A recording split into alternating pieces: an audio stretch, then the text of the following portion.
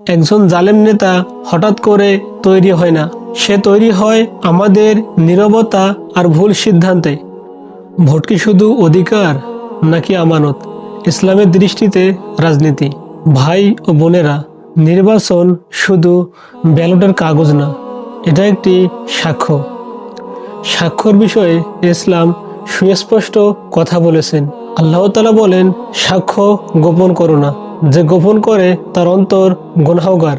আমরা যখন ভোট দেই, আসলে আমরা সাক্ষ্য দিচ্ছি এই মানুষটি নেতৃত্ব দেওয়ার যোগ্য।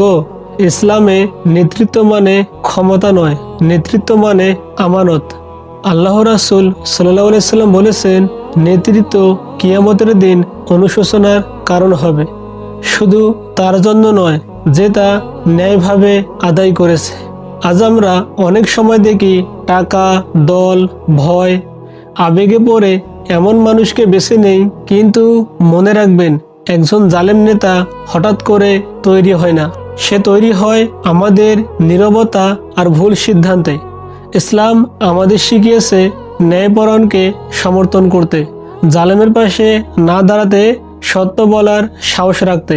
ভোট দেওয়ার আগে নিজেকে প্রশ্ন করুন, এই সিদ্ধান্তের দায় আমি কি আল্লাহর সামনে নিতে পারবো? নিশ্চয় আল্লাহ তোমাদেরকে তার হকদারের কাছে আমানত পৌঁছাতে নির্দেশ দেন। সূরা নিসা আয়াত নাম্বার 58। তোমরা ন্যায়ের পক্ষে অবিচল সাক্ষ্য দাও।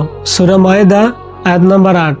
যে ব্যক্তি কোন অযোগ্যকে দায়িত্ব দেয়, সে আল্লাহ তার রাসূলের সাথে খেয়ানত করলো।